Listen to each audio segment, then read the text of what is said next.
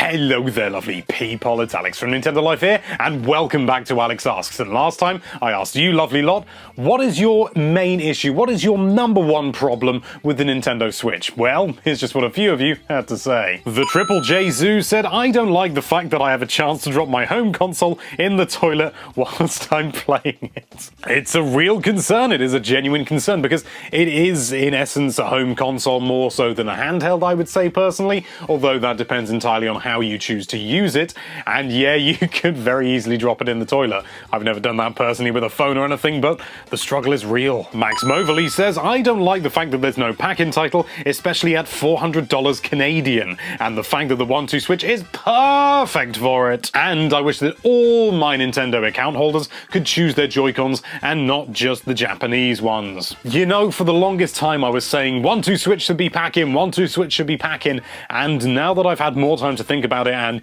I don't know whether I actually expressed this in the video that I did about 1-2 Switch, which you can watch by clicking on that card up there, I feel that it should not be a pack-in game now. I've had a long time to think about it, and I've changed my view entirely. I think the thing with a pack-in game, especially at launch, is that it should represent what the console is. And for me, and I think for Nintendo, the Switch is primarily a hardcore console, a game for playing, a system for playing proper games like Breath of the Wild and Super Mario Odyssey, and secondarily, sort of an afterthought, it's a sort of motion control wiggle waggle Wii successor. 1-2 Switch focuses so heavily on the wiggle waggle Wii sensor doodly thing that it totally negates the hardcore side of the Switch, which is what it really is all about at the end of the day, at least in my opinion. And so by putting it as a pack-in, it's sort of saying this is what the Switch is all about, and everyone's going to go, no, it's another way. So I think it's good that they didn't, but it still would have been really nice to have a pack-in game. Fernando F. Figueiredo, the 3F, says,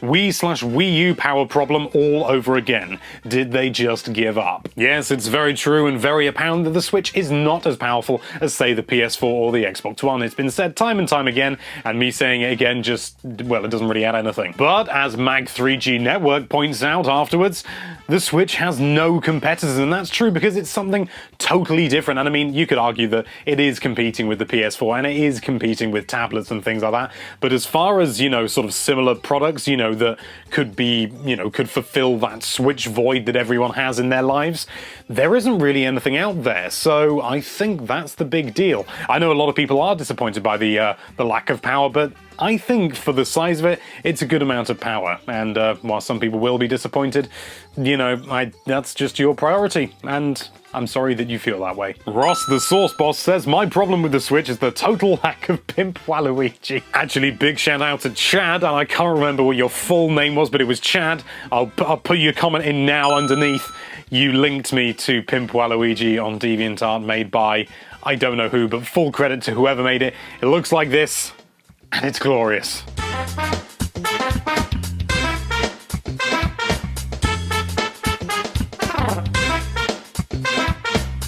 Carney Games says that USB-C port on the bottom of the system.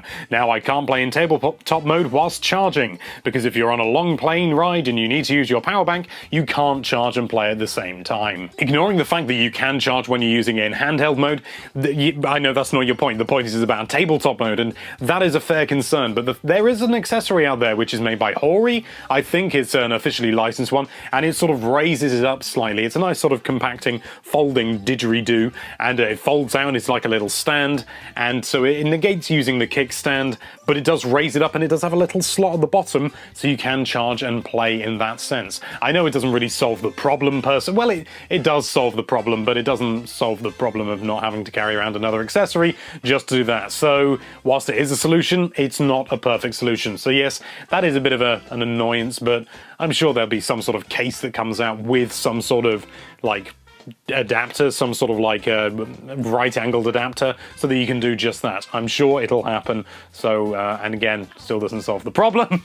Well, it does. You know what I mean. Let's move on. Shingo Sawatawa returns and says, my problem with the Switch is that they're sold out everywhere. It's almost like they don't exist, and this is all an elaborate prank. They do exist, you just have to look in the right places. For me, I went to Amazon, and NUK, I think, still have some in stock, which is frankly bonkers. So, that's the UK. For the US, I don't know. Have a look.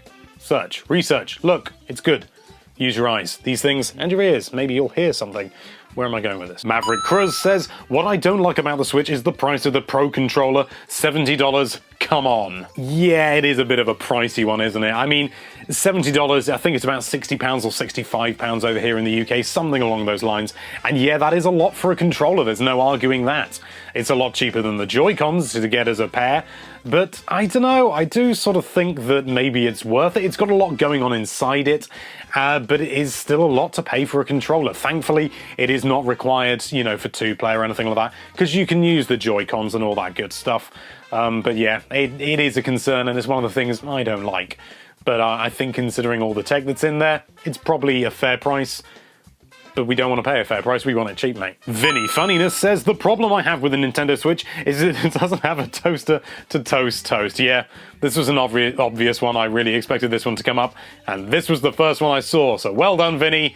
You made a Hotel Mario reference. I hope you're happy with yourself. I'm a Pug, also known as Sir Donuts, says, my problem is that I can't buy a stand-alone right red controller and a standalone left blue controller. What if I buy the colored Switch and I want it to just be red or just blue? Well, as it happens, if you buy the additional set of Joy-Cons, I know it's not a cheap solution, they have actually gone so far as to think ahead, and it's actually the other way round. So I think it's the left Joy-Con is red, we'll say that for argument's sake, and then when you buy the pack, it's the right Joy-Con that's red. So they have thought about that. So worry you not. Fogboy says, I don't like how the Nintendo Switch isn't replacing the 3DS. Nintendo has shown in the past that they can have trouble trying to juggle two systems at the same time, so why not focus all their development efforts on one console in order to make the Switch their greatest console to date? Whilst Nintendo are definitely still supporting the 3DS, I don't think they're putting that much focus on it, to be honest. It's just sort of ticking over. It's just another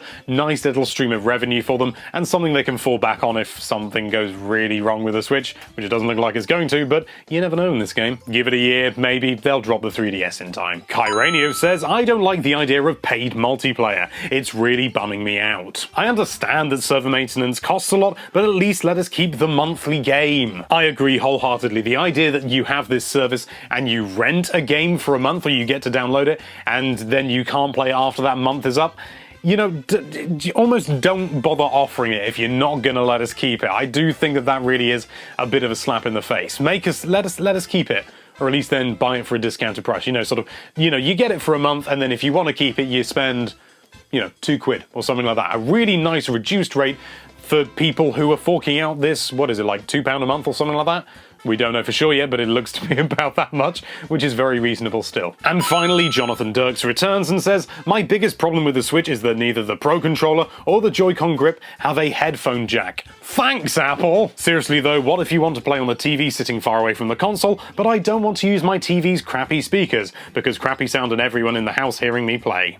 Yes, it's an important issue. On PS4, I just plug my headphones into the controller, but that's not an option here. Maybe if voice chat goes through an app in your phone, there could also be a setting to send the game audio through your phone. I really hope so. That is an issue I can understand, but I mean, there's so many things where you can't do that. With like a Blu-ray player or a DVD player, it's the same issue, so you can just stick some headphones, you know, wireless or just a very long cable into your TV and just run it through that. So I don't see it being too much of an issue personally, but I do like the idea of running through the phone. That would be really cool. If they could do it with absolutely zero latency, or as good as zero latency, I think that'd be really cool. But right now it's just another pipe dream, so here's hoping, but failing that, Bluetooth headphones, they'll do you proud. Massive thanks, of course, to everybody who left a comment. Unfortunately, I can't read all of your comments out because you're all too lovely and it would just make my head explode with joy. But you do have a chance to have one of your comments read out in the next episode.